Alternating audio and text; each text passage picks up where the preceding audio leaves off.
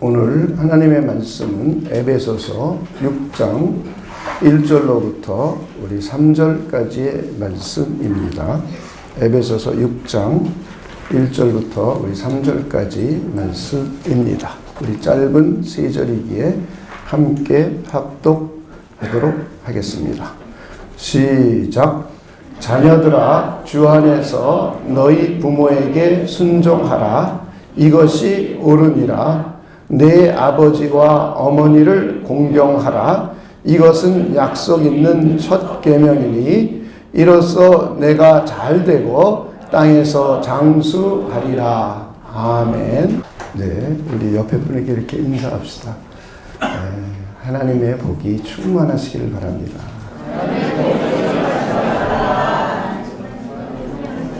네, 여러분 삶에 하나님의 은혜와 축복이 충만할 걸 믿으십니까?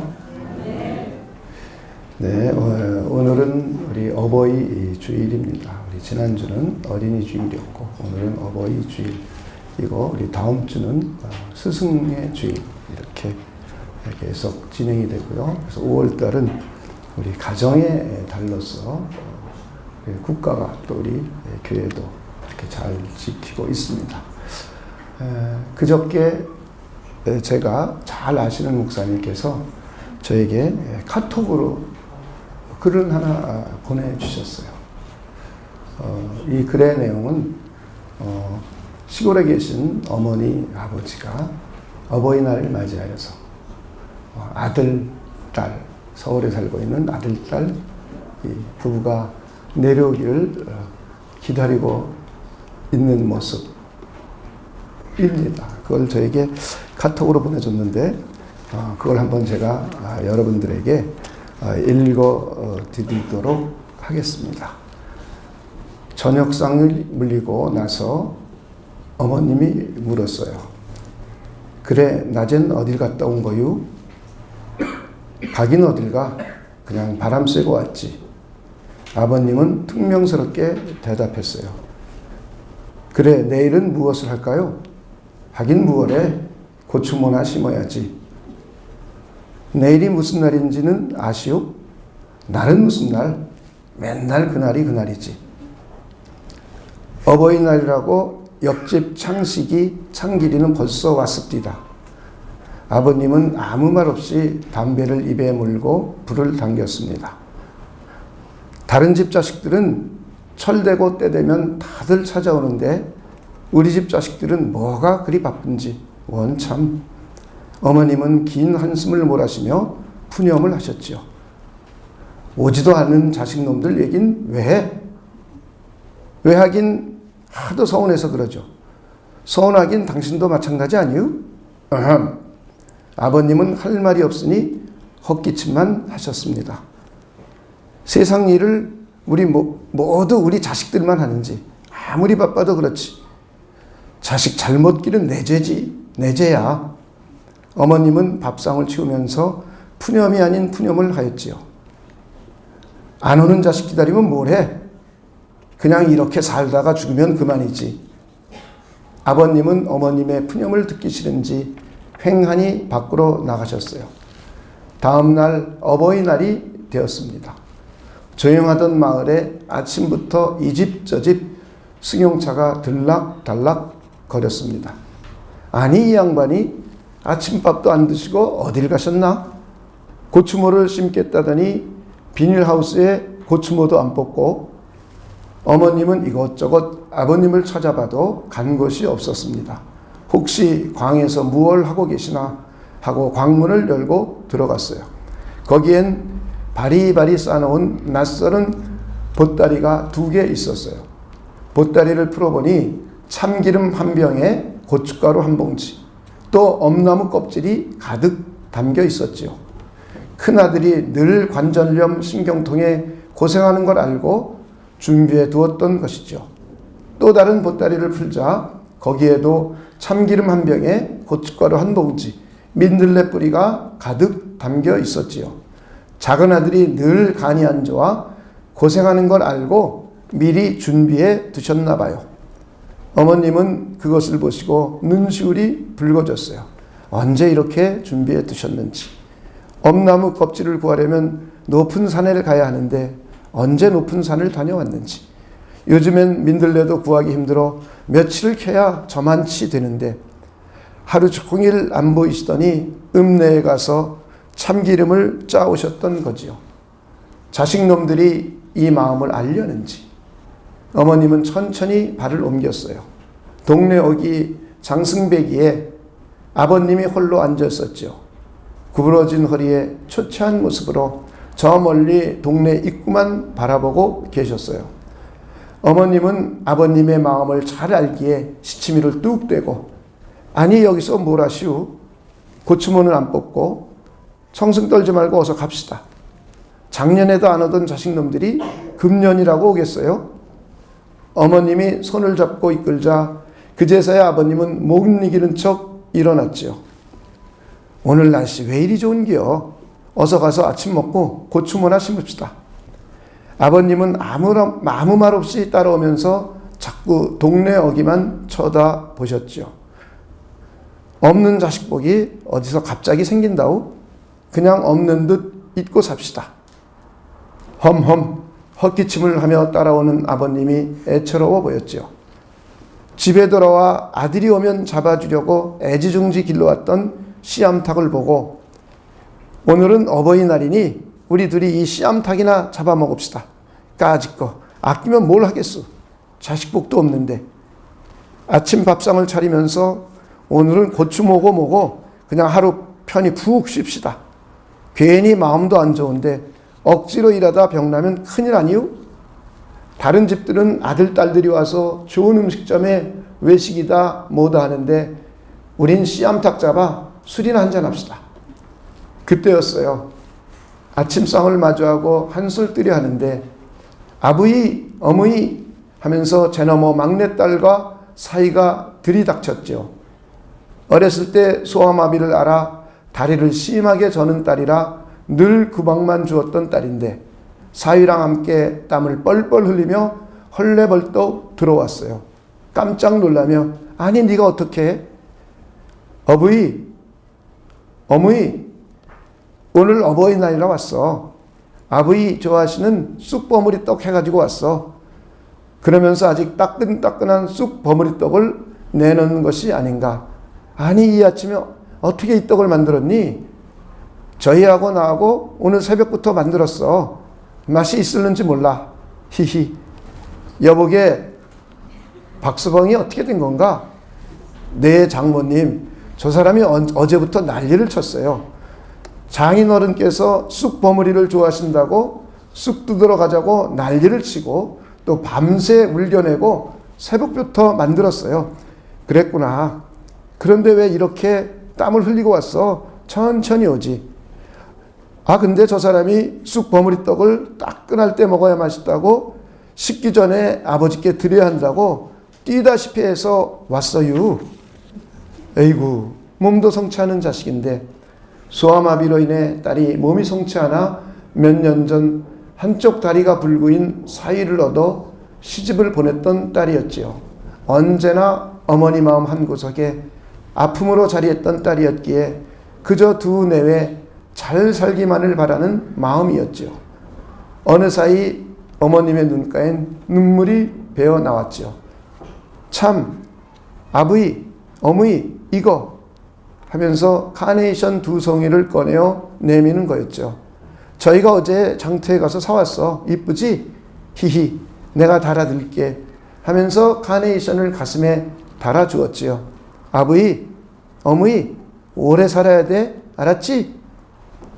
그래 알았다. 오래 살으마. 너희들도 행복하게 잘 살아라. 박서방 정말 고맙네.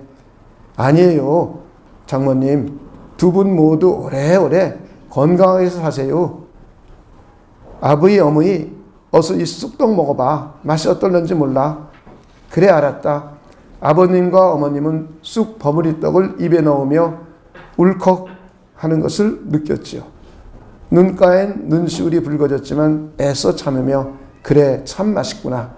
이렇게 맛있는 쑥떡은 처음 먹어보는구나. 당신도 그렇죠? 아버님은 목이 메어 응 그러며 더 이상 말을 하지 못하셨죠. 참, 술. 사위가 잊었다는 듯 보따리에서 술병을 꺼냈어요. 이거 아버지 어머니 드린다고 박서방이 산에서 캔 산삼주야. 작년에 산에 갔다 캤는데 팔자고 해도 장인어른 드린다고 안 팔고 술 담은 거야. 박서방이 산삼을 캤구먼. 네, 작년에 매봉산에서 한 뿌리 캤시오. 에구, 몸도 성취하는 사람이 산삼주를 받아든 아버님의 손끝이 파르르 떨리고 있었죠.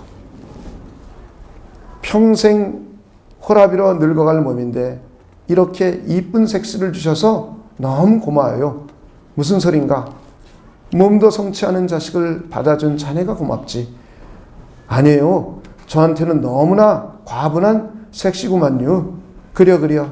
앞으로도 못난 자식 잘 부탁하네.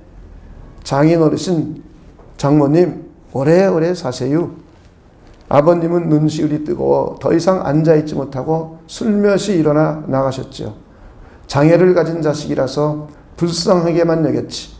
아들처럼 공부도 안 시키고 결혼식도 안 올리고 그냥 시집을 보낸 딸 자식이었는데 그저 시집을 보냈으니 있는 듯 없는 듯 신경 안 쓰던 그 자식이 어버이날이라고 이렇게 불쑥 찾아올 줄은 꿈에도 생각 못했죠. 더욱이 내가 좋아하는 쑥 버무리떡을 밤을 새워가지고 해서 가지고 올 줄이야. 내 평생 이렇게 맛있는 떡을 먹어본 적이 있었던가. 무엇이든지 아들 형제만 주려고 생각했지. 불구의 몸을 가진 딸은 언제나 안중이 없었지요. 행여 장애를 가진 자식이라고 업신여겼던 자식이 한없이 부끄러웠어요. 불구의 몸이지만 딸의 마음이 저렇게 깊은 줄 이제서야 알았죠. 아들들 때문에 서운했던 마음이 딸로 인해 풀어졌어요. 먼 아들보다 가까운 딸 자식이 소중한 것을 그때서야 알았어요. 그러면서 가슴 저 깊은 곳이 아려왔지요. 정말 딸 자식이 고마웠어요. 아니, 많이 미안했지요. 한참 뒤 밖에서 씨암탉 잡는 소리가 들렸어요. 잘난 자식들 주려고 키웠는데 못난 딸 자식 주려고 잡나 봐요. 우리 귀한 사이 주려고 장인어른이 씨암탉 잡나 보네. 아이고, 황성에서 어쩌지요 장모님? 아닐세. 자네는 씨암탉 먹을 자격 충분하네. 장모님 고마워요. 몸도 성취하는 딸 자식이 진정한 효도를 하고 있는 모습입니다. 우리는 동서고금을 막론하고 부모님을 공경하라, 부모님께 순종하라, 효도하라, 이렇게 말하고 가르친 데는 이의를 제기했던 시대가 인간 역사 이래로 단 한 번도 없었습니다. 그리고 동서양의 모든 종교도 효를 아주 중요한 덕목으로 가르치고 있습니다.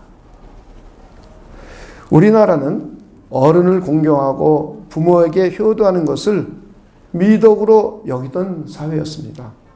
제가 어렸을 때는 길을 가다가 어른을 만나면 멈춰 서서 안녕하세요, 공손히 인사를 했습니다. 그리고 혹시 아이들이 동네에서 뛰어놀다가 잘못된 언행을 하면 동네 어른들한테 꾸지람을 들으며 자랐습니다. 부모님께 순종하고 부모를 공경하는 것이 당연하다고 생각을 했습니다. 오히려 그렇지 않은 사람들을 불효 자식이라며 동네 어른들이 야단을 쳤습니다. 그런데 언제부터인가 우리 사회가 생활 수준이 향상되고 선진국에 진입하고 있다고 말하고 교육 수준은 세계적으로 아주 높아졌는데 이상하게 어른을 보아도 인사를 하지 않고 어른들이 훈계하면 덤벼들고 심지어 학교에서 선생님이 훈계하다 폭행을 당하는 일까지 생기게 되었습니다. 부모를 공경하고 효도하라는 말이 아주 고리타분한 교장 선생님의 훈시나 설교가 되어버렸습니다. 그런데 이스라엘 사람들은 어떠한가? 그들은 우리보다 생활 수준이 훨씬 더 높습니다. 그런데 그들의 사회 모습을 보면 버스에 어른이 타면 당연히 일어나 자리를 양보합니다. 마치 제가 자라던 60년대, 70년대 같습니다. 부모님께 순종하는 것은 당연합니다. 선생님의 훈계를 존중하며 경청합니다. 부모님을 하나님 섬기듯 합니다. 이것은 미국에 사는 젊은 유대인들도 마찬가지입니다. 그런데 그 이유는 그것이 바로 신앙 교육 때문입니다. 어려서부터 그들은 아브라함 이야기, 이삭 이야기, 시내산에서의 모세 이야기를 부모로부터 늘상 듣고 자라납니다. 부모로부터 율법을 배우고 또 부모와 함께 율법에 관해서 토론을 하며 자라납니다. 그러는 가운데 자연스럽게 부모를 신뢰하고 존경하게 됩니다. 그리고는 부모는 자녀들에게 말합니다. 너희들이 이렇게 나에게 배우면서 깨닫게 된 것을 네 후손들에게 전하고 가르쳐라. 그리고 늘상 이 교훈과 훈계를 듣고 자라게 하라. 그리고 그들은 이 교훈과 훈계를 들으면서 자라납니다. 이 전통은 4,000년이 넘도록 계속해서 유지되어 오고 전해져 내려오고 있습니다. 미국에서 유대인들에게 제가 직접 물어보았습니다. 왜 이렇게 부모님께 순종하고 부모를 공경하느냐? 그런데 그들의 대답은 의외로 간단하고 명료합니다. 하나님의 계명에 그렇게 기록되었으니 나는 하나님의 백성이기에 우리가 하나님의 법을 지키는 것은 당연하다라고 답변을 합니다. 그리고 우리가 이 땅에서 복을 받고 장수하기 위해서라고 아주 심플하게 대답하는 것을 보았습니다.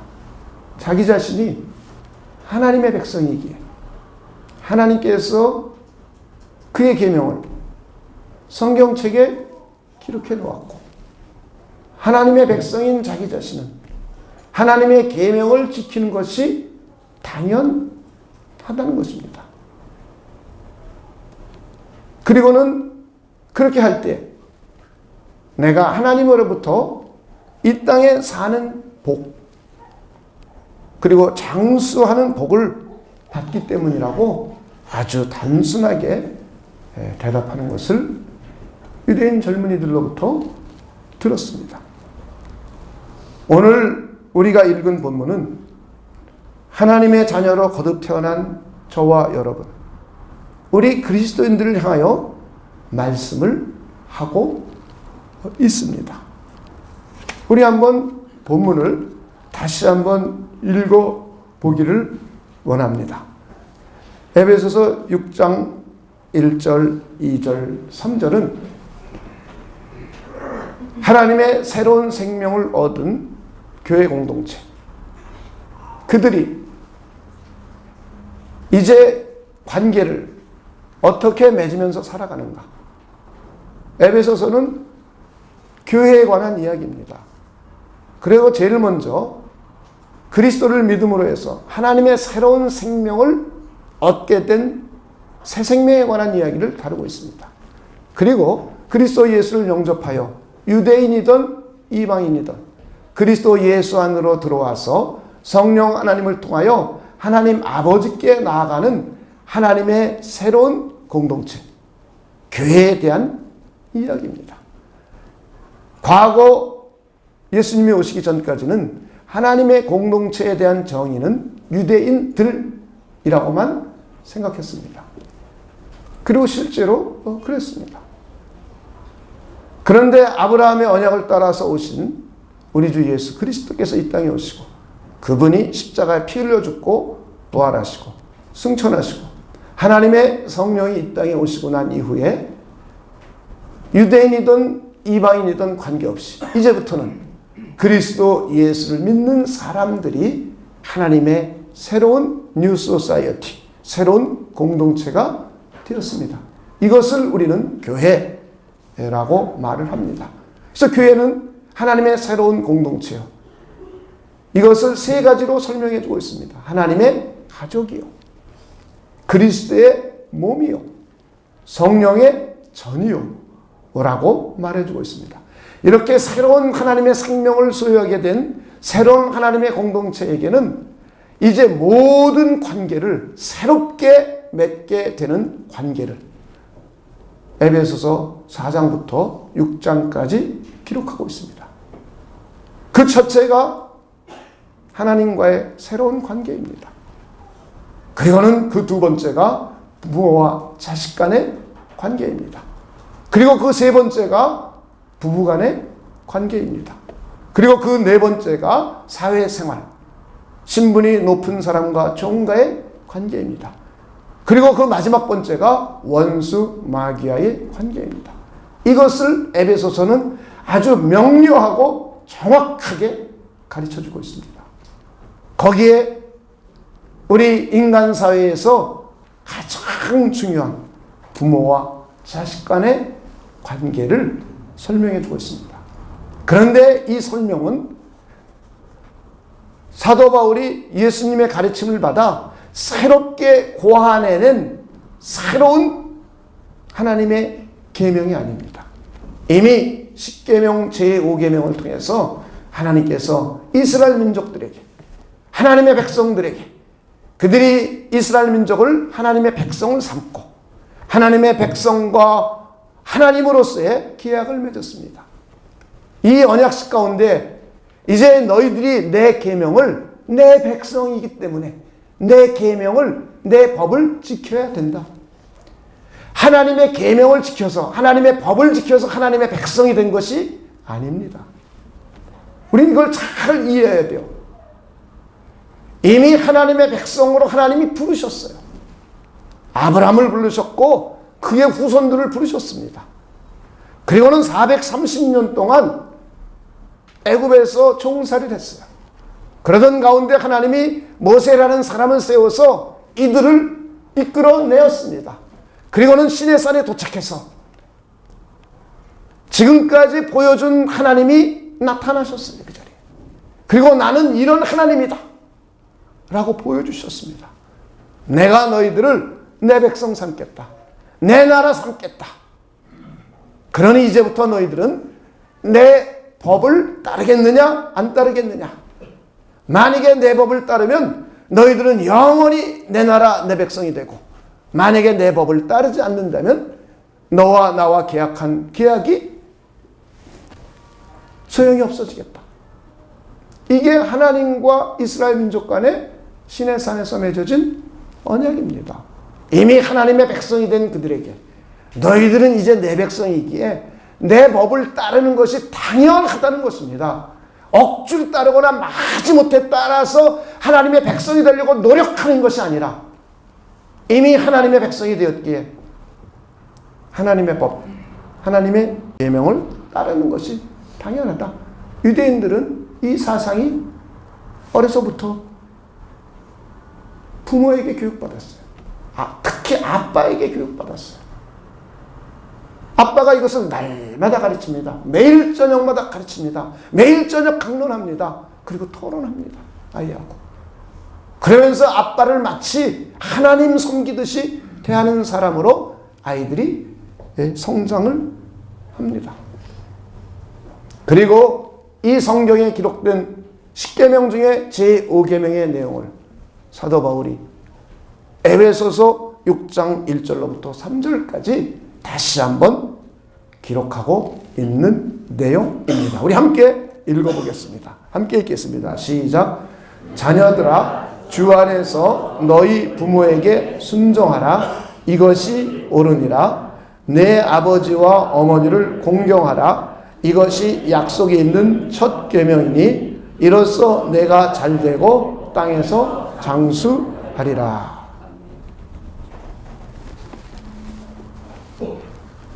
두 가지 내용입니다. 첫째, 부모를 공경하라. 둘째, 주 안에서 부모님께 순종하라. 이스라엘 민족들은 부모가 당연히 하나님의 말씀을 가르쳤어요. 당연히 하나님의 뜻을 가르쳤어요. 그래서 부모들은 자녀들에게 하나님을 어떻게 잘 섬기고 하나님의 뜻을 어떻게 살아야 될지를 가지고 부모에게 가르치고 훈계하고 말을 했어요. 그래서 부모의 이야기를 듣는 것은 당연스럽게 하나님의 뜻을 따르는 삶이 되는 겁니다. 그런데 신약에 와서는 이방인들도 그리스도를 믿어 하나님의 자녀가 되었기 때문에 여기서는 주 안에서 라는 단어 하나만 더 붙였어요. 그리스도 예수 안에서 너희 부모에게 순종하라. 이렇게 말하고 있어요. 그래서 우리는 부모님께 순종하는 것은 당연한 것이에요.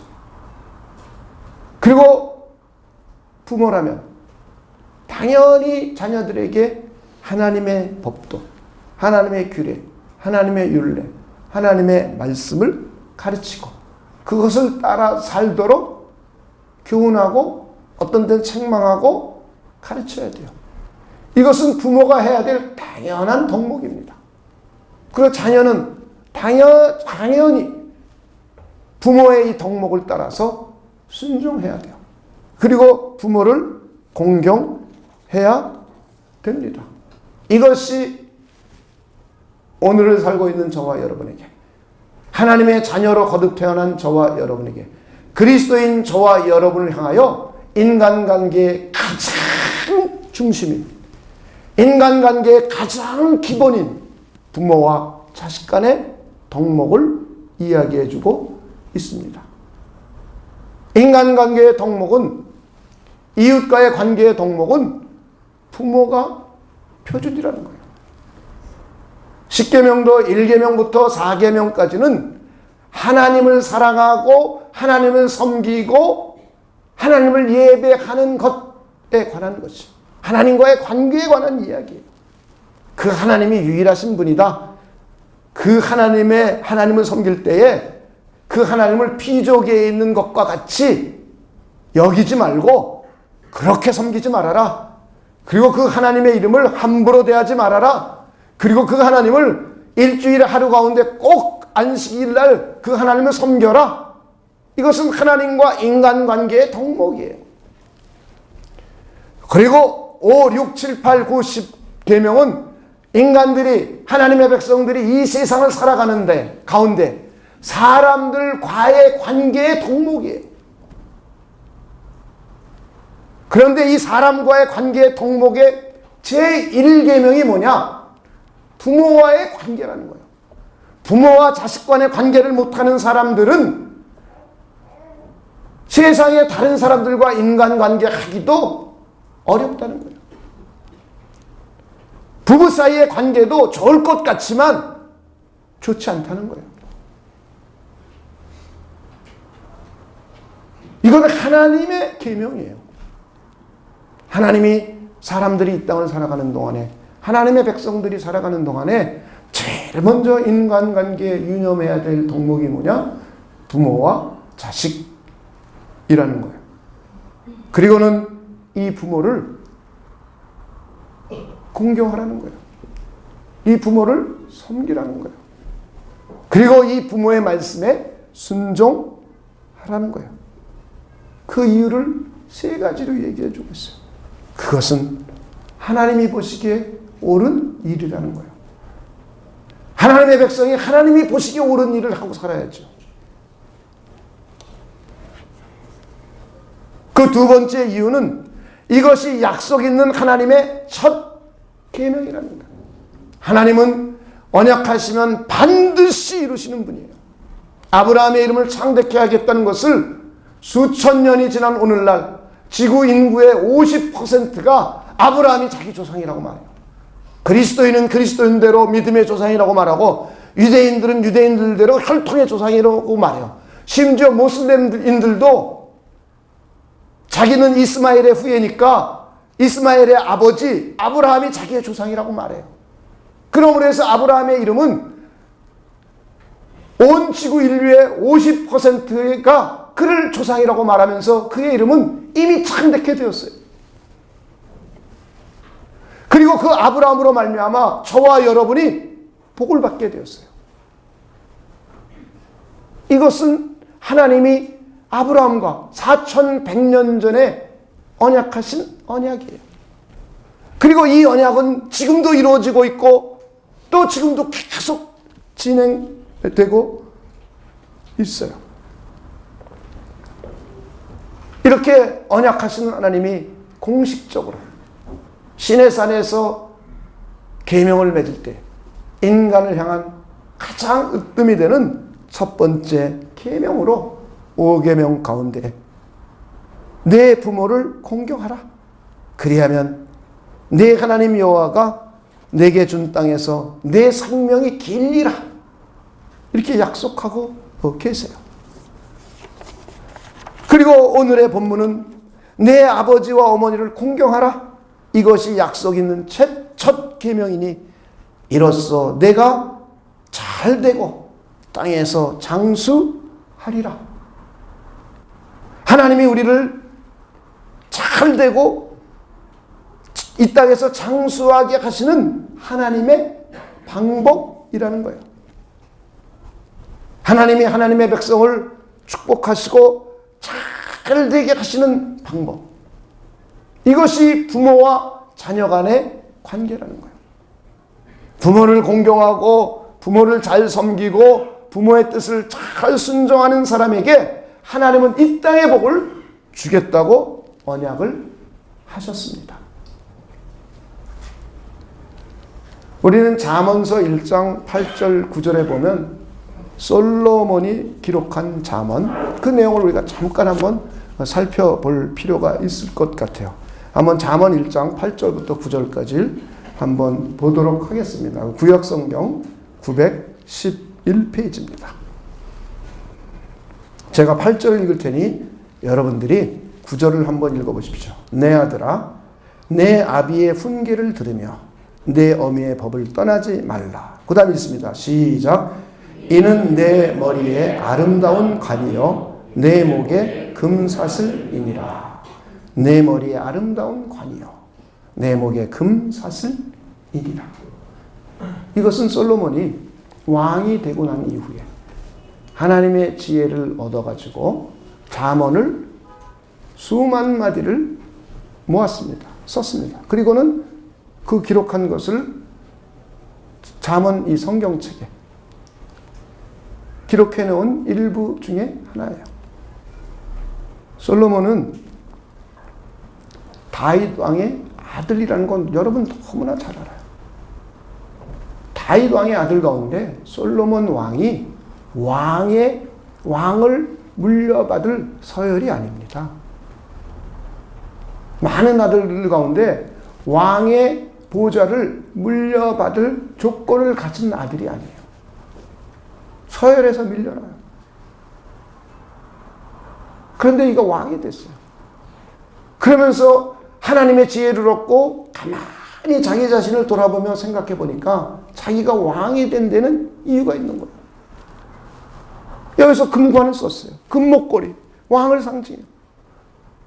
자기 자신이 왕이 되고 그리고 젊은이들에게 잠언을 알려주는 거예요. 너희들이 이 세상에서 명예를 얻고 성공을 하려면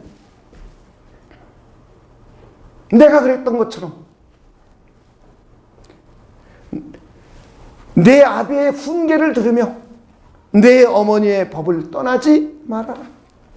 다윗 왕은 하나님이 보시기에 아주 합당한 사람이었습니다.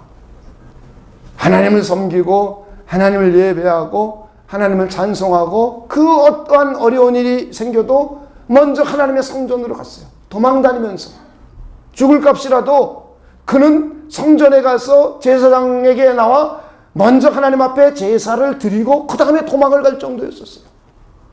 그리고 하나님을 어느 정도로 경외했느냐? 하나님을 예배하고 찬송하는 것을 가장 크게 조직적으로 만들었어요, 이 사람이. 그리고는 평생 성전을 건축하고 싶어 했어요. 그리고 심지어 자기 장인이 자기를 죽이려고 쫓아왔을 때에 장인이 잘못됐어요. 그럼에도 불구하고 그 장인이 여호와의 이름으로 기름을 부었다는 이 한 가지 때문에 그 장인을 죽이지 않았어요. 그러니 얼마나 하나님을 신실하게 섬기고 하나님을 공경하고 하나님을 존경하는 사람이었습니까? 그리고는 하나님의 말씀인 율법을 늘상 묵상하고 늘상 암송하고 늘상 읊조렸던 사람이에요. 저는 우리 사랑과 평안의 교회 성도들이 다윗과 같은 사람이 되게 하기 위하여 일주일에 한 구절씩 늘상 성경 암송시키는 거예요. 그리고 1년에 성경 일독하자고 바이블 타임을 구독해서 여러분에게 읽도록 하는 겁니다. 다른 이유 하나도 없어요. 여러분이 다윗과 같은 복을 받고 여러분의 가문에서 솔로몬과 같은 사람이 나오게 하기 위한 이 한 가지 때문이에요. 그래서 여러분에게 말씀을 그렇게 암송시키는 거예요.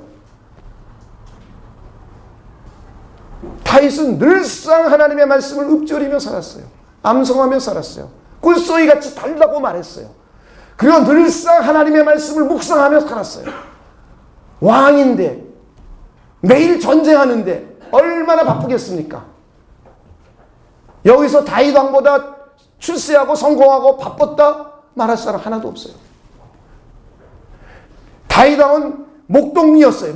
목동에서 왕까지 가진 고생을 하면서 왕까지 올라갔어요. 근데 그 사람의 특징은 하나님의 말씀을 늘상 읊조리고 하나님의 말씀을 묵상하고 하나님을 경외하고 존중하는 사람이었어요. 그리고 이가 왕이 되어서 그의 많은 아들들이 얼마나 많습니까?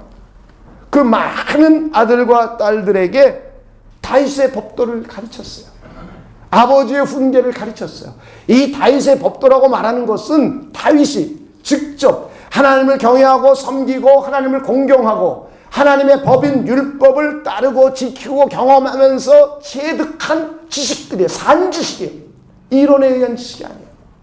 자기 자신이 직접 하나님의 말씀을 묵상하고 삶에서 적용하고 하면서 하나님을 경험한 수많은 노하우들이에요. 이것은 하나님의 뜻을 따르는 말씀들이에요. 하나님의 법도를 따르게 하는 권면이요 훈계들이에요. 이것을 그리고 그 어머니도 하나님을 그렇게 공경하고 하나님의 법도를 잘 따랐어요. 그런 그가 그 아들들 가운데 다 이 말씀을 배우고 듣고 그러면서 살았어요. 그런데 그 중에 아들들은 이 법도를 잘 따르지 않았어요. 여러분이 너무나 잘 아는 그의 큰 아들 아버지에게 대항했어요. 아버지에게 쿠데타를 일으켰어요. 그러다 왕이 못 되고 죽었어요. 하나님의 법도를 아버지가 가르쳐준 이 하나님의 법도를 따르지 않았어요. 그런데 솔로몬 왕은 아버지의 삶에서 녹여내고 있는 이 하나님의 말씀을 듣고 그리고 이 법을 떠나지 않았어요. 이 하나님의 말씀을 늘상 묵상했어요. 이 하나님을 늘상 묵상했어요. 그랬더니 자연스럽게 하나님이 그는 하나님을 자연스럽게 제사하는 사람이 되었어요. 예배하는 사람이 되었어요. 하나님을 사랑하고 공경하는 사람이 되었어요. 그러고 나니 하나님이 그에게 강림하셔서 내가 너에게 무엇을 하여 줄꼬? 질문했더니 그의 답변은 당연히 하나님이 기뻐하는 기도의 내용을 하는 거예요. 다른 사람 같으면 내 아들 잘되게, 내 딸 잘되게, 출세하게, 성공하게, 아파트 좀 넓혀가게, 나 요번에 진급신사에 붙게, 너 요번 연봉 협상이 30% 올라가게, 국회의원 당선되게, 분원하지 않게, 내 아들 며느리 잘 얻게, 내 딸 사위 잘 얻게, 이걸 주로 기도했을 거예요. 그런데 솔로몬 왕은 하나님의 법도를, 자기 아버지의 법도를, 어머니의 법도를 배우고 잘 따르는 그였기에 하나님을 경외하고 존중하는 섬김이 첫 번째 있었을 뿐만 아니라 하나님이 뜻이 무엇인지를 알았어요. 하나님이 어떤 것을 기뻐하시는지를 아는 거예요. 그는. 그러니까 자연스럽게 하나님의 백성들을, 이게 숫자가 너무 많아서 하나님의 선한 길로 인도하려면 저에게 지혜가 필요하오니 하나님, 저에게 하나님의 지혜를 주시옵소서. 그랬더니 하나님이 그 기도 소리를 딱 듣고는 참 신기한 거예요. 수많은 사람들은 자기밖에 몰라요. 자기밖에. 자기만을 위한 길. 부귀하고 부구하고 장수구하고 전쟁에서 이기게 해달라고 구하는데 너는 참 신비하다. 어찌 이렇게 내 마음에 쏙 드는 기도를 하느냐. 그랬어요. 그러고 나서 하나님이 이제 그것을 줄 뿐만 아니라 너가 구하지 않은 부와 귀와 영화도 너에게 주겠다. 할렐루야. 그래가지고는 솔로몬은 성경에서 예수님이 평가했어요. 이 세상에 존재했던 수많은 사람들 가운데 가장 영광스럽게 산 사람이라고. 저는 여러분들이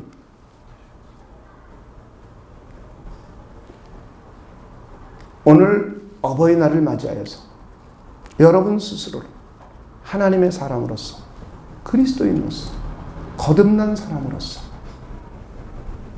한번 돌아보시기를 바랍니다.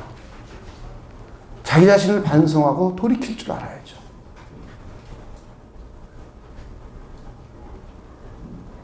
과연 내가 하나님을 공경하고 잘 섬기고 있는가?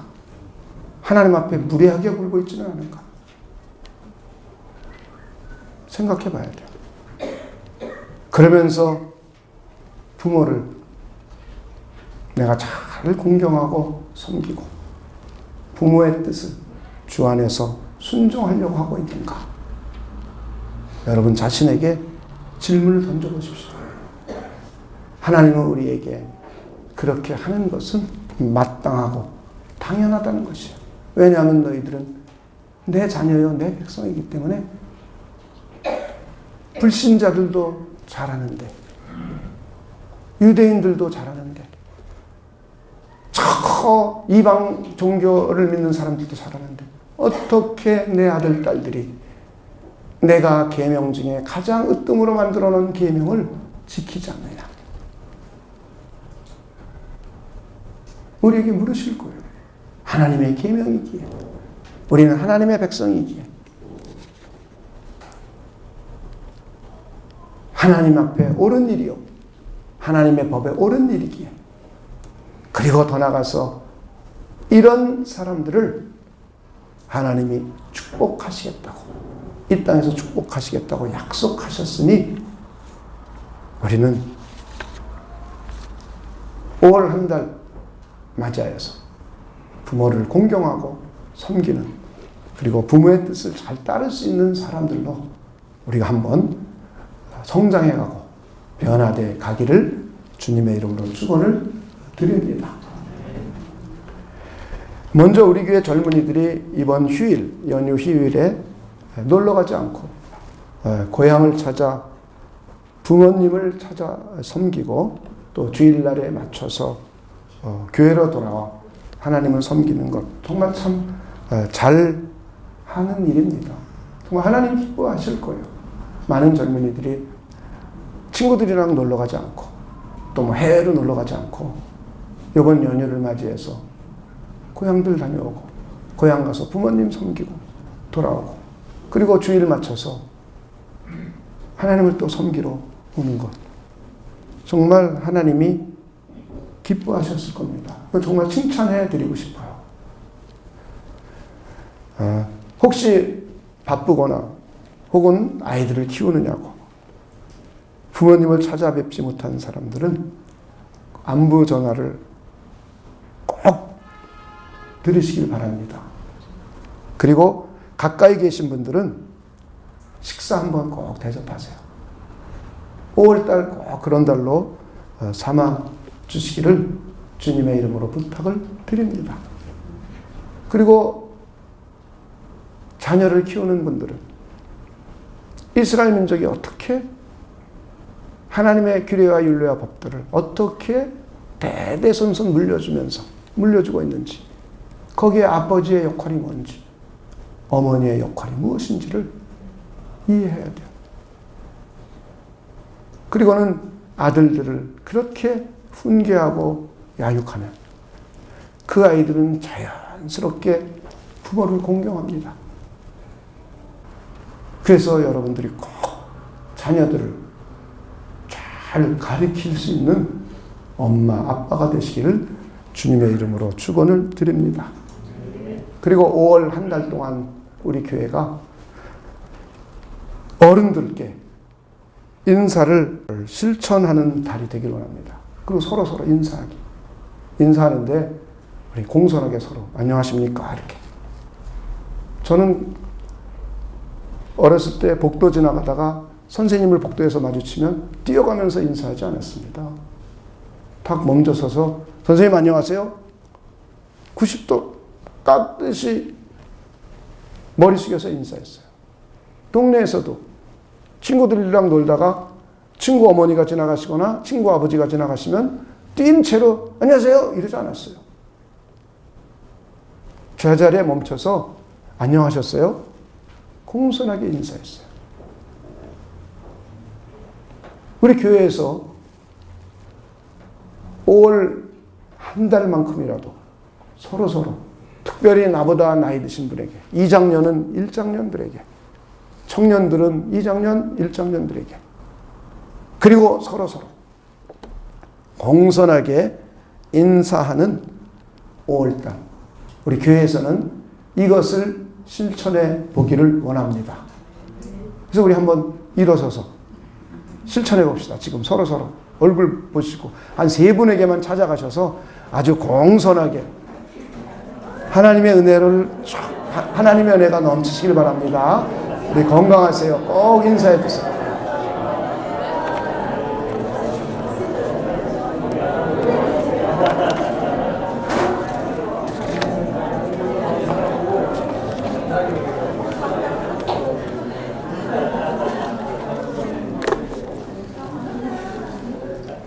네, 이 세상에서는 실력이 없어 도태되기도 합니다. 물론 실력이 없어 도태되기도 하지만 더 많은 도태는 인간관계를 못해서 도태되는 게 더 많아요. 네, 여러분이 요즘 젊은이들이 직장을 적응하지 못하고 옮기는 이유가 돈을 적게 줘서도 아니고요. 능력이 없어서도 아니에요. 인간관계를 못해서요. 인간관계 못하면 사회에서 도태됩니다. 아니 남녀관계 못하는데 부부가 행복할 리 있어요? 이거부터 배워야죠. 아니 남자에게 여자에게 어떻게 예의범절도 모르고 어떻게 대해야지는도 모르고 결혼했는데 그 3년 넘기는 게 그게 기적이에요. 당연히 이혼하죠. 아니 교회에서 성도 간에 관계 못하는데 교회 생활 잘할 수가 있어요? 못하죠, 당연히. 회사에서 동료가 오고 선배, 후배가 오는데 관계를 못하는데 회사가 행복할 리가 있습니까? 당연히 회사가 지옥 같은 거예요. 업무는 도와줄 수가 있어요. 인간관계는 도와주기가 쉽지 않습니다. 근데 인간관계의 가장 기본이 부모와 자녀의 관계예요. 하나님이 세우는 법칙이에요. 그래서 이것을 꼭 훈련하고 그래서 우리 교회에서는 다른 것부터 하지 말고 뭐 대화하는 법 이런 거 해봐야 너무 어려우니까 인사하는 법부터 실천합시다. 네, 이제 오늘서부터 저보면 인사 많이 하겠네요. 기도하겠습니다. 하나님 감사합니다. 어버이 주일을 맞이해서 부모님을 어떻게 공경하고 부모님께 어떻게 순종해야 될지 그것이 얼마나 중요한 하나님의 사람으로서의 덕목인지를 생각해 보게 해주신 것 하나님 진심으로 감사를 드립니다. 오늘 우리가 교회에서 실천해 보기로 한 것들 그리고 각자 부모님께 실천하기로 한 것들을 올 한 달 동안에 잘 실행할 수 있도록 하나님께서 우리를 축복하여 주시옵소서. 그래서 우리는 사람들이 보기에 정말 저 사람은 그리스도인다워. 저 사람을 보니 하나님이 보여. 저 사람을 보니 그리스도가 보여. 저 사람을 보니 하나님의 법도가 보여. 라는 칭찬을 듣는 우리 모두가 되도록 하나님께서 우리를 축복하여 주시옵소서. 뿐만 아니라 이 땅에서 우리가 얼마나 잘 되기를 그리고 우리가 이 땅을 사는 동안에 얼마나 건강하게 오래 살기를 원하시는 하나님 아버지의 사랑의 마음을 가슴속 깊이 새길 수 있도록 하나님께서 우리를 축복하여 주시옵소서. 감사를 드리며 예수님의 이름으로 기도하옵나이다. 아멘.